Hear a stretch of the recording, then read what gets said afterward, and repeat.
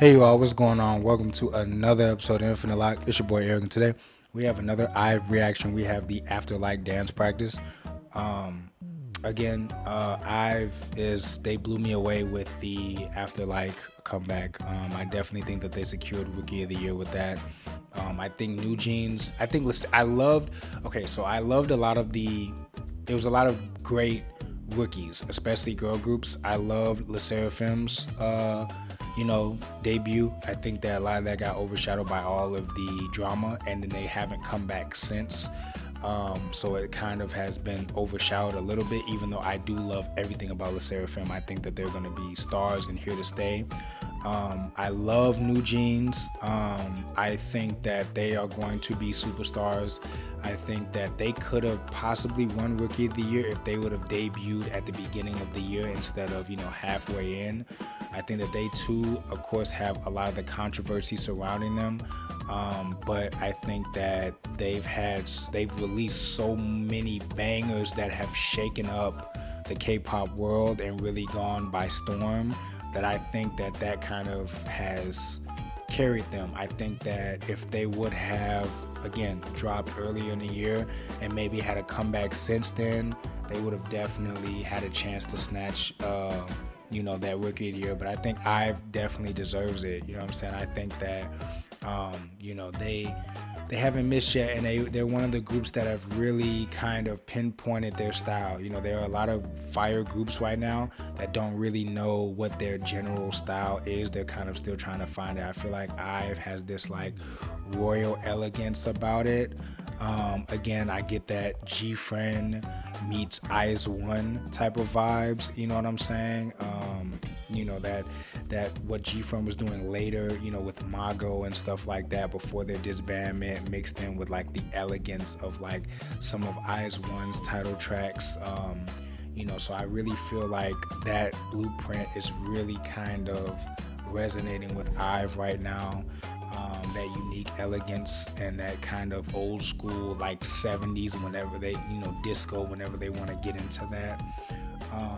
So yeah, let's get into it. I really think this is Ray's era and Gao. Yujin is my bias, but Ray might be pushing for a double bias with how she performed with this comeback. And I love Gao with the short hair. I think that she just gives a certain air of confidence this era. Lizzo and Liz's vocal is something I really need to get more into. Lizzo is light years beyond her age in terms of performance level. She's an amazing performer. And then Wan Young is just, she's an it girl for their generation. You know what I mean? I really do appreciate how she's like kind of gone past a lot of the unnecessary hate that she's gotten, from haters or whatever. And I feel like she's really growing as an idol very, very fast because of it. And she's just, again, her and Yujin stage presence wise and just, being veterans coming from a big time group, even though they're so young, has really helped the group solidify itself early on. You know what I mean? So let's jump into the dance practice for Afterlight. Before we get into the video, make sure y'all like, comment, subscribe, turn your post notifications on. Got a lot of stuff coming your way. And I with the Afterlight dance practice.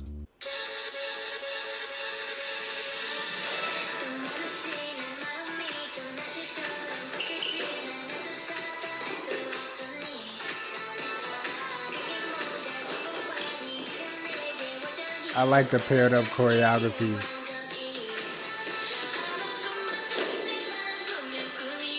The bouncing.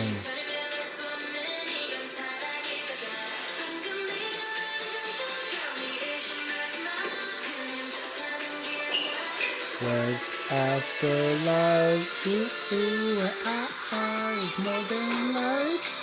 The old yeah. Hey, was after.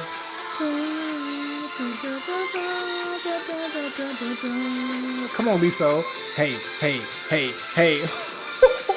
That was cold. Was afterlife.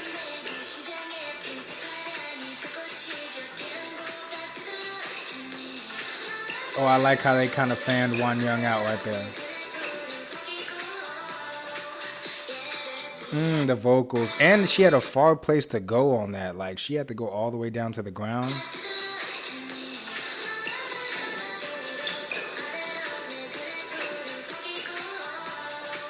Yeah, that's me.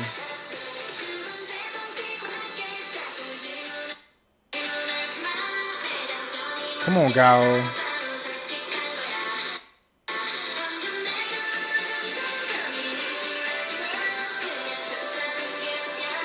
What's after like?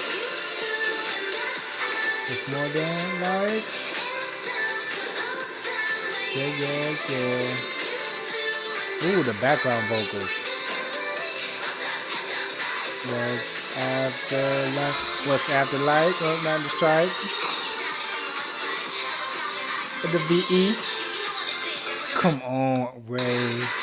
She ate that up. Hey. Hey.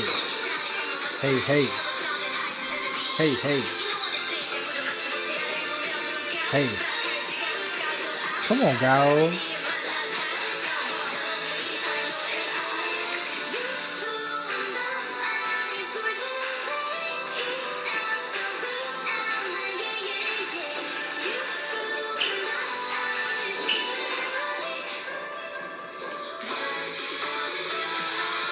I always find it interesting how groups with even number of members are going to do choreo. I always, you have to be that much more creative because there's nothing really that offsets the eye because everything's even.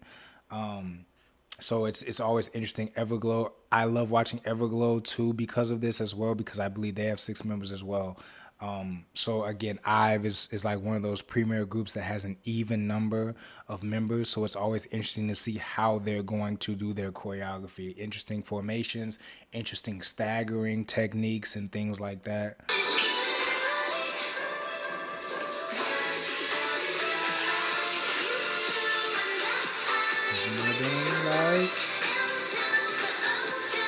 Yeah.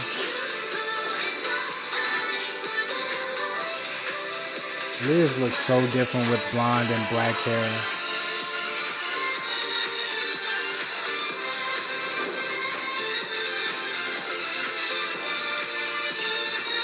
Wan Young is really tall as hell to be going all the way down there like that.